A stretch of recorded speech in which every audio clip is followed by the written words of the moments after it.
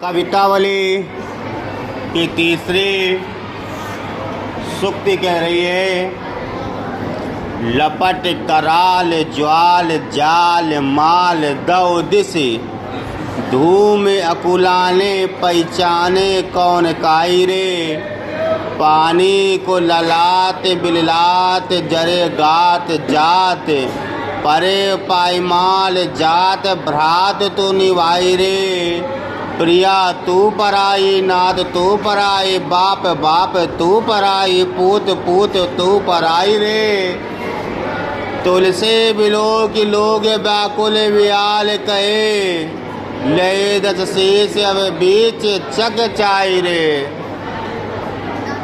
इसका पैराग्राफ में प्रसंग आप लिखेंगे कि इसमें कभी अग्नि दसों दिशाओं में लगने के बाद व्याकुल राक्षस राक्षसी के बारे में बता रहा है, उनकी हाल क्या है। ठीक, अर्थ क्या है?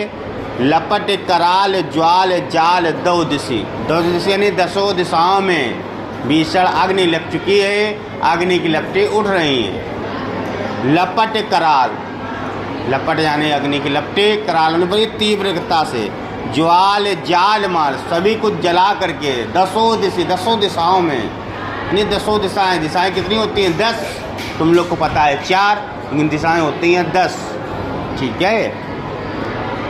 धूम अकुलाने पहचाने कौन काए रे, अब अग्नि लगी हुई है तो धुआं भी उठेगा, जब धुआं भी उठेगा तो चेहरा भी काला होगा, तो चेहरा भी काला होगा, धुआं भी उठेगा, तो काले चेहरे में काले धुएं में कोई किसी को पहचान नहीं रहा है। यहाँ यही कह रहा है, धूम अकुलाने पहचाने कौन काई रे, कोई किसी को नहीं पहचान रहा है धुएं के कारण। पानी को ललाट, पानी के लिए सब ललायत हैं कि पानी मिल जाए, लेकिन पानी मिल नहीं पा रहा है। बिललात, बिलबिला रहे हैं, जरे गात जात, सब जरे जा रहे हैं। अग्नि इतनी तेज है कि अग्नि की तीव्रता से सब बिलबिला रहे हैं, सब जल रहे हैं, उनको पानी की प्राप्ति नहीं हो पा रही है। परे पायमाल जात, और उस अग्नि के जल जाने के कारण कोई किसी से कह रहा है, क्या कह रहा है? भ्रात तू निभाई रे, अरे भैया मुझे बचा ही लो, अरे भाई मुझे बचा लो।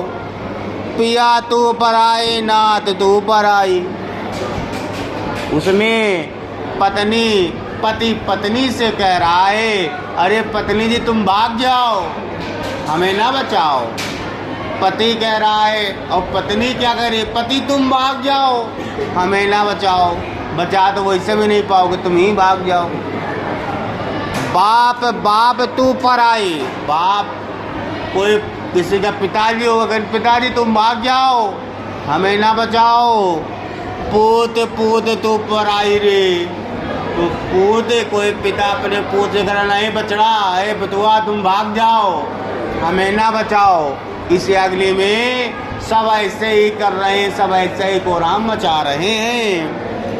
तुलसी बिलो की लोग व्याकुल बिहार कहें, तुलसीदास जी ने कहा ये पूरा वातावरण देख करके व्याकुल, वो लोग जो व्याकुल थे वो कह रहे हैं, ले 10 शीश, अरे देखो 10 सिरों वाले रावण, अब 20 चक, 20 निगाहों से यानी 20 नेत्रों से चाय रे, जरा अपने करनी का परिणाम चख लो।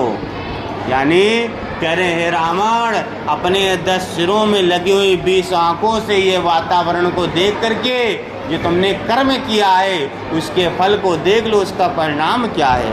तो पूरे पैराग्राफ का अर्थ ये है कि 10 दिशाओं में अग्नि की लपटें उठ रही हैं, धुएं के कारण कोई किसी को पहचान नहीं पा रहा है, पानी के लिए सभी व्याकुल हैं, सभी अग्नि की लपटों से जले जा रहे हैं। कोई किसी से कहता है भैया मुझे बचा लो, तो किसी की पत्नी कहती है पति से कि तुम भाग जाओ मुझे ना बचाओ, तो कोई पति पत्नी से कहता है तुम भाग जाओ मुझे ना बचाओ। पिता पुत्र से कहता है पिताजी आप भाग जाओ मुझे ना बचाओ। तो पुत्र पिता जो कहता है आप भाग जाओ, मुझे ना बचाओ। इसी तरीके से वहाँ पर सभी लोग व्याकुल हैं और व्याकुलता के कारण कह रहे हैं, हे रावण, तुम अपने दसों सिरों में लगी हुई 20 नेत्रों से अपनी करनी का परिणाम देख लो कि उसका परिणाम क्या है।